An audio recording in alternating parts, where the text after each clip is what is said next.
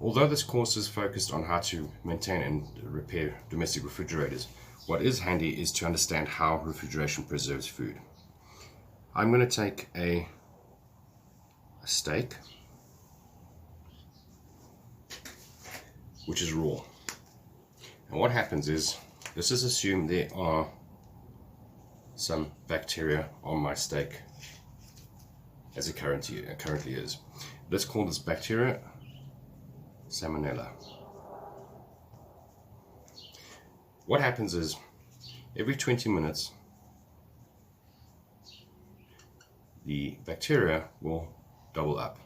They will multiply. So in other words, if after 20 minutes at room temperature, I've got 1, 2, 3, 4, 5, it will become 10. 1, 2, 3, 4, 5, 6, 7, 8, 9, 10, give or take. Wait another 20 minutes and the 10 will become 20. And every 20 minutes we will continuously have our bacteria multiplying over and over and over again. That's why it's important to always place raw meat into a refrigerator to prevent this growth. Now, important to remember is that refrigeration does not necessarily kill bacteria. What it does, it's going to slow down the effect of multiplication.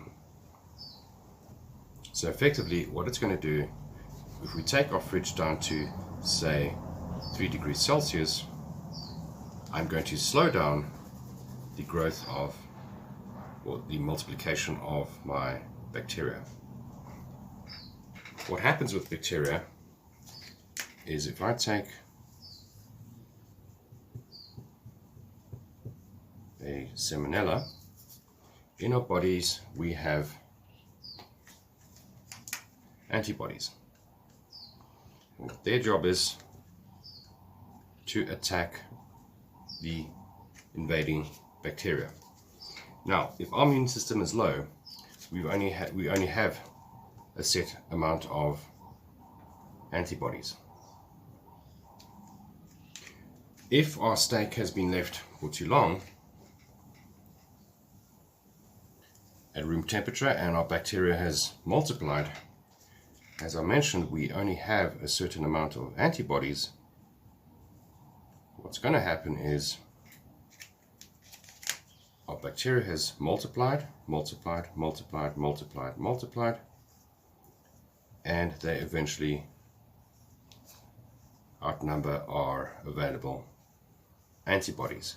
There's more to this, but that is more microbiology, but this is the basic concept. However, if we do have some Salmonella or bacteria in our system, but our immune system is on par, our antibodies can attack the bacteria.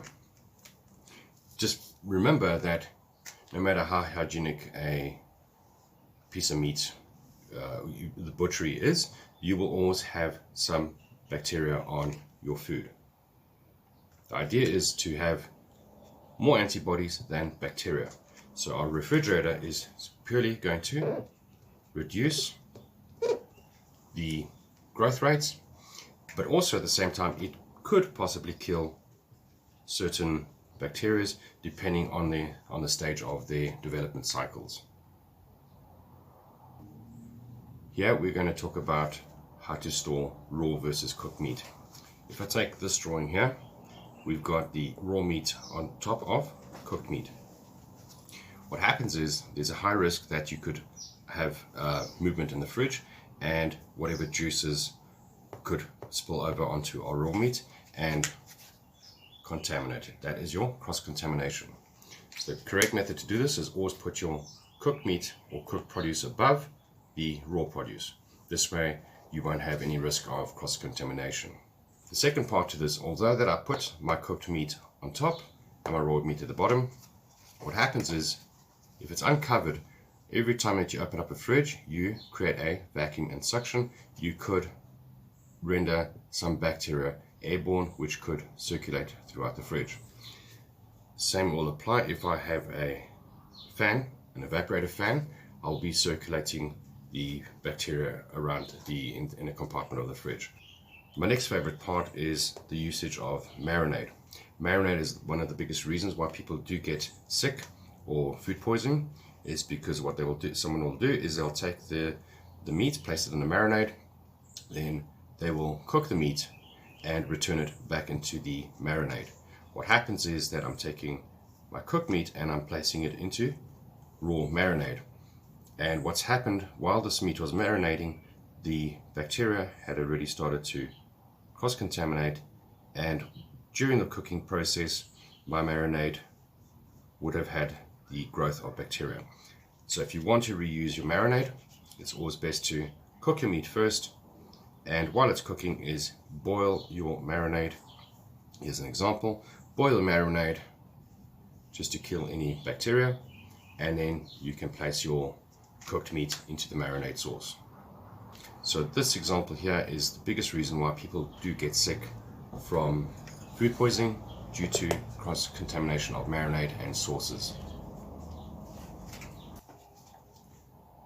What I have here is an example of using cardboard packaging in refrigeration. The biggest issue with cardboard packaging, it's prone to becoming moist, and what happens with the moisture is that it can cross-contaminate your bacteria.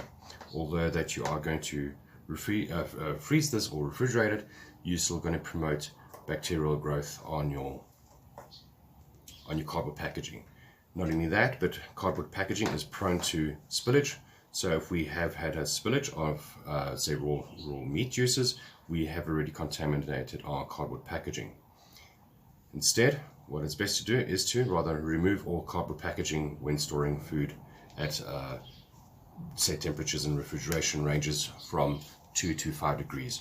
Another reason why you don't want to use cardboard packaging during refrigeration is because, number one, cardboard is a great insulator, and secondly, if I take this example, I have produce around which will get frozen quicker. However, they are now going to form a cooling barrier for my produce in the middle of this box, for instance, and during the cycle of cooling I am now promoting bacterial growth, because by the time these items in the middle get cold, we have probably multiplied our bacteria 2 or 3 or 4 times than necessary. So best thing to do is to unpack everything and remove it out of a concealed container. If we look at cooked food, if you take your cooked food and you place it into a container without letting it cool down naturally, what happens is you are going to release steam, and this will start to condensate and form water on top of the lid.